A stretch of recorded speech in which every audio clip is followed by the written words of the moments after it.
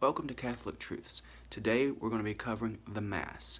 This was a really expanded out topic and I wasn't sure how to cover it because I could go on for hours on this. So I broke it down into 3 different questions currently, and in the future I plan to do more videos just answering more questions in the future. So if you actually have questions you'd like me to answer, just write them in the comments below and I'll try to get to them next time I do my next Mass video.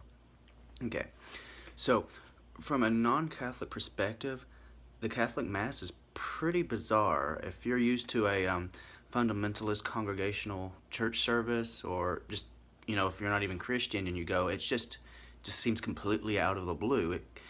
For me growing up, I was Church of Christ, I go into a Catholic Mass and I was like, what? So it was so weird. So our first question for today is, why is the Catholic Mass so ritualistic?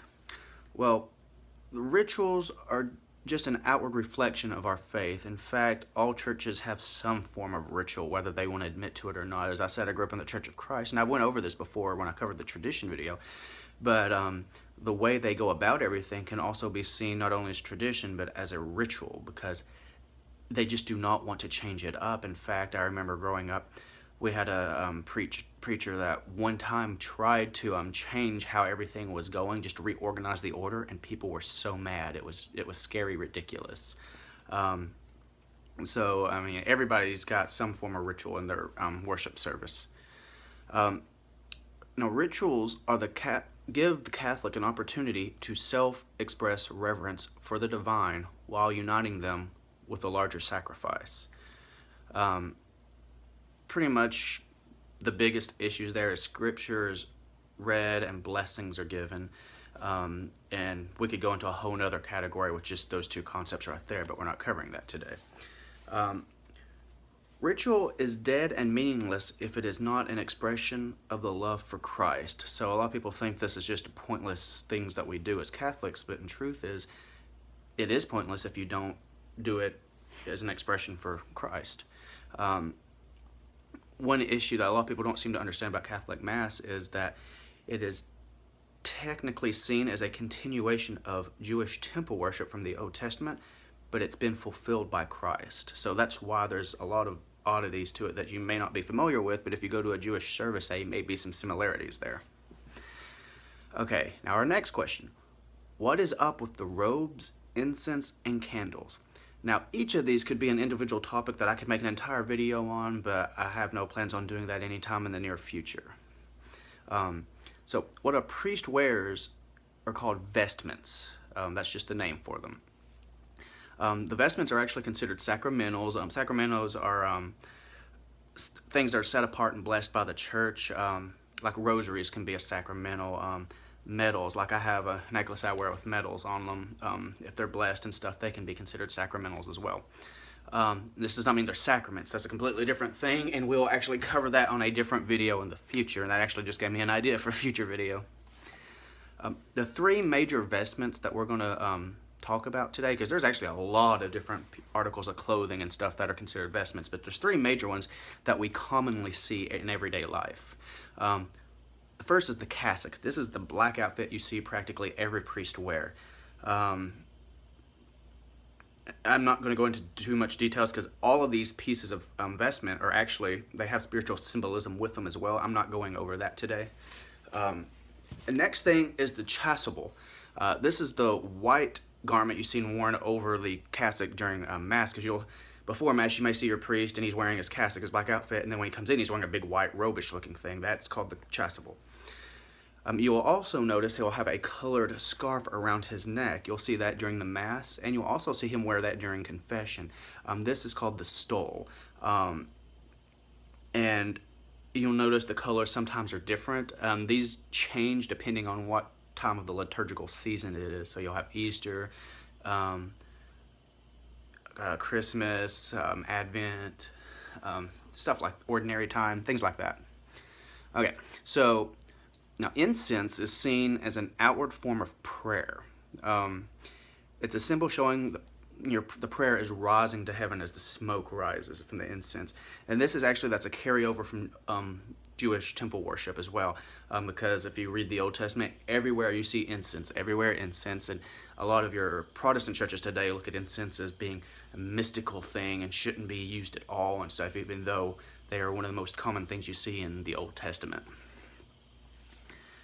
Now, candles, lo and behold, were originally used for light. I mean, that's common sense, correct?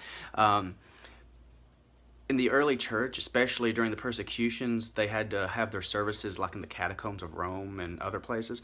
So there was no real light there, so they had candles. And over time, they became more than just a general usage thing, but became a traditional use. That's a capital T tradition. According to the general instruction of the Roman Mass, also referred to as Germ, the candles, which are required at every liturgical service out of reverence and an account of the festiveness of the celebration of the Mass, are to be appropriately placed either on or around the altar. Now, there are different candles I could cover. This is just, as I said, a general question and answer. Because you'll see there's candles up on the altar, you'll see candles next to the altar, you'll see a candle maybe when you first walk in, and these are different types of candles, and they all do have different meanings. And we may make a video on that in the future as well. Candles are also seen as the light of Christ, and this is really easily seen during the Easter Vigil because you all walk in and you're carrying your little candle, and all the lights are off. And in many places, unfortunately, so is all of the power, so that means all the air units and stuff. So if it's a hot day, it's a hot day. We actually experienced that this past Easter for us. Our last question covers a very interesting thing that I was confused about when I first became a Catholic.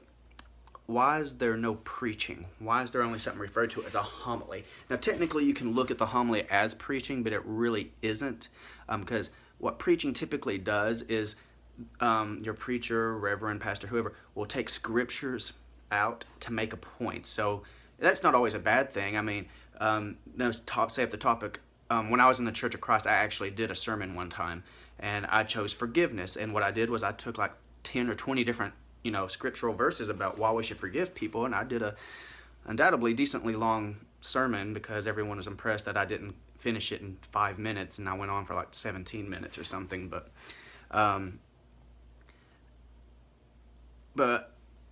you have to recognize that Mass is purely a worship service.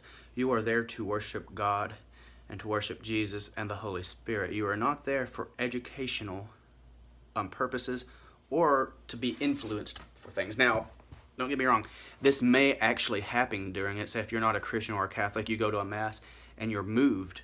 Clearly you've been influenced and you may become Catholic, but that's not the actual intent. The actual intent is just pure worship and stuff. Same thing with Jewish temple worship as well.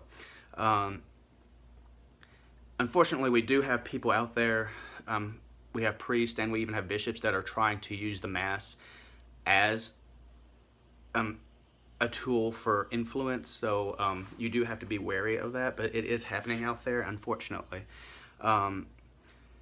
The homily typically ties your scripture readings. You'll typically, depending on if it's a daily Mass or if it's Sunday Mass, you'll have 2 to 3 scripture readings.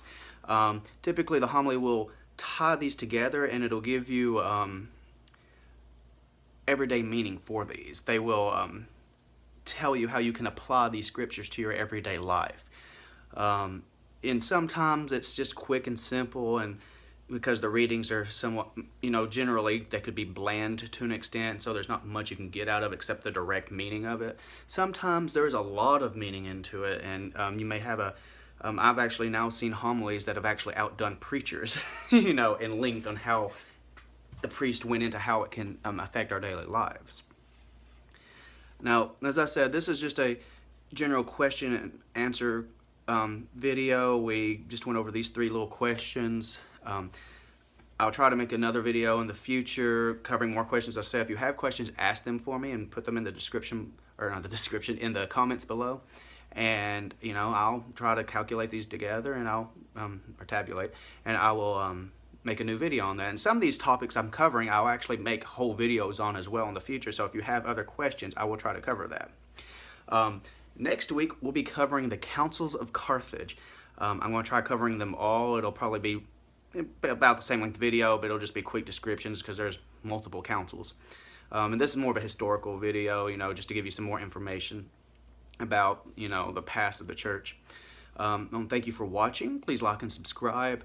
Follow us on Twitter at Catholic_truths. You can find that in the description below. I'd ask that you be sure to visit our Amino. It's called Catholic, so all you have to do is download the Amino and just search Catholics, and we're boom right there. There's a link for this in the description below. All of our sources that I've used for the videos today, or for the video today, are also going to be in the description below. I made an announcement video last week at this point, about sending in videos of daily prayers. That is still available. The information for that is still on that video. If you come to our community, you can find more information about that. Thank you for watching, and God bless.